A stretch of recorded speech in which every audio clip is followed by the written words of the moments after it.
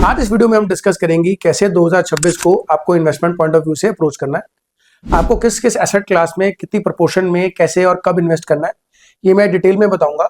और मैं ये भी डिस्कस करूंगा कि 2025 के सबड्यूड रिटर्न्स के बाद 2026 मुझे कैसा लग रहा है। आपको 2026 को एक पॉजिटिव पॉइंट ऑफ व्यू से लेना है। ग्लोबल सिनेरियो जो अभी थोड़ा सा ग्लूमी लग रहा है कि मार्केट्स कहीं ना कहीं यहाँ पे रिसेशनरी फियर्स हैं, स्लो डाउन के फियर्स हैं, तो मैं बताऊंगा कि आपको इस सिनेरियो में मार्केट्स को कैसे अप्रोच करना है, स्पेशली इंडियन मार्केट्स को।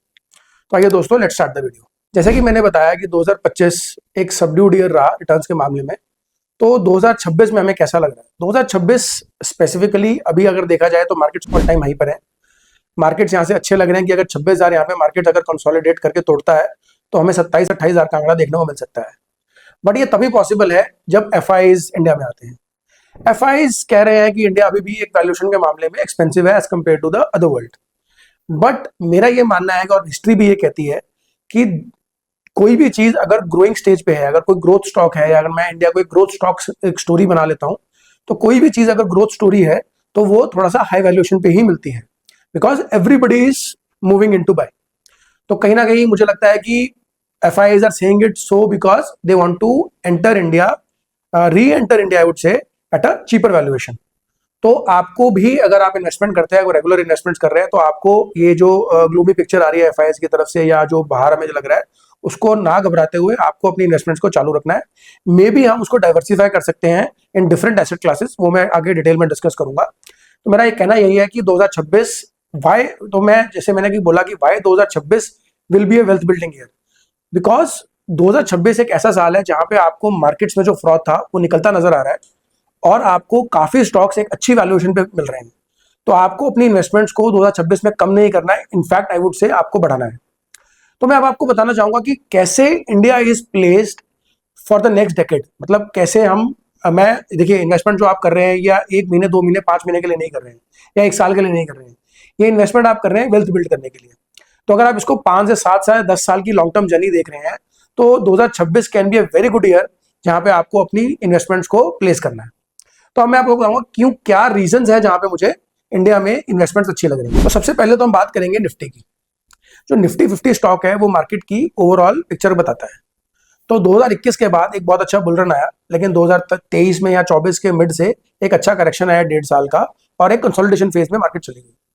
तो ये बहुत अच्छा होता है नेक्स्ट बुल रन के लिए। तो कहीं ना कहीं 2026 या 2027 में हमें एक दूसरा बुल रन देखने को मिल सकता है।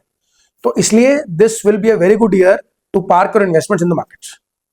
सेकंड, इंडियन इकोनॉमी जो GDP है, it is growing at a good pace of 6 to 8% per year, which is very good as compared to emerging and developed economies. तो India is very well placed for further growth. I would need not say much about it. अगर PE ratio की बात करूं तो Indian economy का जो PE ratio है इस टाइम इंडियन मार्केट्स का, it is trading at a lower PE than its average PE, average 5 year और 10 ईयर PE। तो इस समय हम अपनी पास्ट जो वैल्यूएशन है उससे नीचे ट्रेड कर रहे हैं। तो कहीं ना कहीं अगर मीन रिवर्जन की बात करूं तो हमें मार्केट्स में यहाँ पे हमें एक अच्छा मूव देखने को मिल सकता है अगर हम PE यहाँ पे इंप्रूव करते हैं। जैसे कि मैंने पहले ही बताया, FIs are still calling us at expensive valuation, but कोई भी इकोनॉमी अगर ग्रो कर रही है वो आपको अच्छी वैल्यूएशन पे ही मिलेगी, आपको चीप वैल्यूएशन पे नहीं मिलेगी।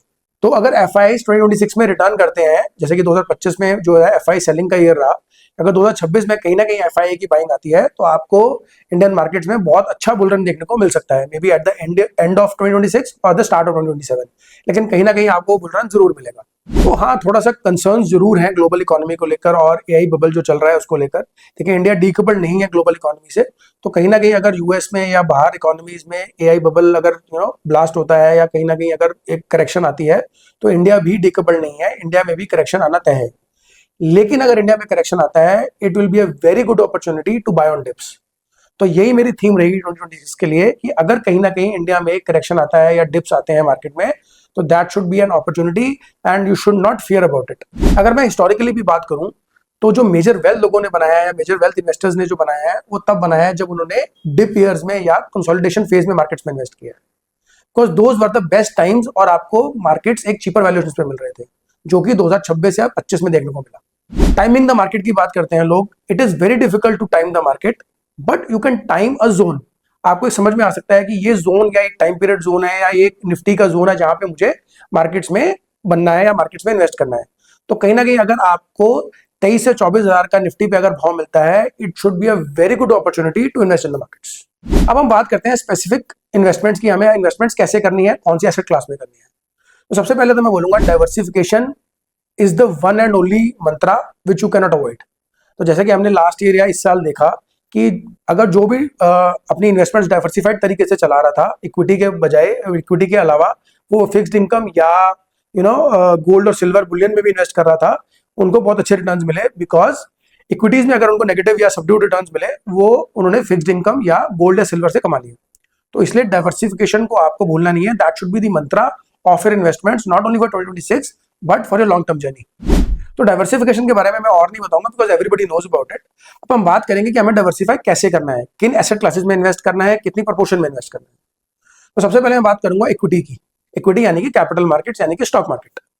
तो अगर मैं 2026 की स्पेसिफिक बात करता हूं, तो अगर आपके पास 100% है, तो out of that 100% you should invest 60% in the equities.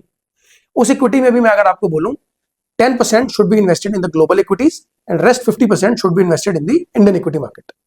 तो ग्लोबल इक्विटीज में काफी म्यूचुअल फंड्स हैं जो आपको इंटरनेशनल एक्सपोजर देते हैं, जो कि मैं एक लिस्ट भी आपके स्क्रीन पे चला रहा हूं। आप ये 5 ऐसे फंड्स हैं जिनमें आप इन्वेस्ट कर सकते हैं। ये वो फंड्स हैं जिन्होंने पिछले 3 साल में बेहतर रिटर्न्स दिए हैं। तो ये ग्लोबल फंड्स हैं जिसमें आप इन्वेस्ट करके एक अच्छे रिटर्न्स बना सकते हैं। अब आप बात करते हैं इंडियन मार्केट की। इंडियन मार्केट में जैसे कि मैंने कहा, आप 50% इन्वेस्ट कीजिए फॉर द कमिंग ईयर। आप इसको डिवाइड कर सकते हैं in various what do you say, mid cap, small cap and large cap. तो अगर मैं बोलूं कि अगर आप एक सीजन्ड इन्वेस्टर हैं या आप एक आइडियल इन्वेस्टर हैं, जिसको मैं बोलूंगा जो लॉन्ग टर्म इन्वेस्टमेंट या लॉन्ग टर्म वेल्थ क्रिएशन की बात करता है, तो your out of that 50%, 25% should be invested in the large cap market, 15% should be invested in the mid cap stocks and the remaining 10% should be invested in the small cap stocks. तो कई लोग यहाँ पे उल्टा करते हैं, they are very sometimes become greedy and invest more in the small cap. Because मेरे पास काफी ऐसे केसेस आते हैं जिसमें लोगों ने 80% तक इन्वेस्टमेंट स्मॉल कैप में कर रखी है, because they saw that returns were very good in दो सेक्टर्स। लेकिन आपको ये आपको समझना चाहिए कि जब मार्केट में डिप्स या करेक्शंस आते हैं, दीज आर द कंपनीज या सेक्टर्स या म्यूचुअल फंड्स जो सबसे ज्यादा करेक्ट होते हैं, बिकॉज इनका अल्फा ज्यादा होता है। अगर निफ्टी 10% करेक्ट करेगी, the small cap index or the small cap fund will correct at least by 25 to 30%, which is very harmful। तो इसलिए आपको डाइवर्सिफिकेशन बहुत जरूरी है और आपको समझ होनी चाहिए कि किस एसेट क्लास में आपको कितना इन्वेस्ट करना है। तो जैसा कि मैंने बताया, 60% of your investments should go in the equity market. अब हम बात करते हैं रेस्ट 40% की। तो उस 40% में से मैं आपको सलाह दूंगा कि 25% should be invested in the fixed income और द डेट मार्केट। इसमें भी काफी फंड्स हैं जिसमें आप इन्वेस्ट कर सकते हैं। You can also invest in direct government securities, but मैं आपको सलाह दूंगा कि आप म्यूचुअल फंड्स के थ्रू ही इन्वेस्ट कीजिए, because it helps you in entry and exit. Direct government security जब आप बाय करते हैं तो आपको कहीं ना कहीं बिड आस्क में थोड़ा सा आपको डिफिकल्टी आ सकती है सेलिंग में, बट अगर आप म्यूचुअल फंड में इन्वेस्ट करते हैं तो आपको बहुत ईजी एंट्री एंड एग्जिट मिल सकता है, बहुत जल्दी रीबैलेंस भी कर सकते हो। तो 25% of your income, of your investment should go in the debt और दी फिक्स्ड इनकम एस्पेक्ट। तो हम लोगों ने अभी 85% की बात कर ली। Now the remaining 15%, out of that 15% I would recommend 10% or maybe 7.5% should go in the silver and rest of that percentage should go in the gold। जैसा कि हमने पास्ट ईयर में रिटर्न्स देखे, gold and silver give very good return, silver specially. तो हम लोगों ने काफी अपनी वीडियोस भी बनाई थी जो आप देख सकते हैं हमारे चैनल पे। सिल्वर को लेकर और गोल्ड को लेकर हमने बताया था, प्रेडिक्शंस भी किए थे कैसे सिल्वर बहुत बूम लग रहा है, और हमने रीजंस भी बताए थे कि कैसे सिल्वर में एक शॉर्ट स्क्वीज आई है जिसकी वजह से सिल्वर इतना भागा। तो silver and gold should form at least 15% of your portfolio, not more than that. It should be a properly diversified portfolio, that I mean to say. जैसा कि मैंने बताया कि आपको 100% इन्वेस्टमेंट अपनी डाइवर्सिफाइड तरीके से करनी है, तो मैं आपको बस यही एंड में बोलना चाहूंगा कि you should not forget diversification. तो कोई अगर आपको बोलता है कि markets will give a bull run in 2026, तो आप पूरा पैसा इक्विटीज में डाल दीजिए, या कोई बोलता है कि आप पूरा पैसा गोल्ड में डाल दीजिए या सिल्वर में डाल दीजिए, या मेजर चंक आप बुलियन में डालिए, या तो आपको ऐसा नहीं करना है। Your aim should be to properly diversify your investments and timely आपको उसको rebalance भी करना है।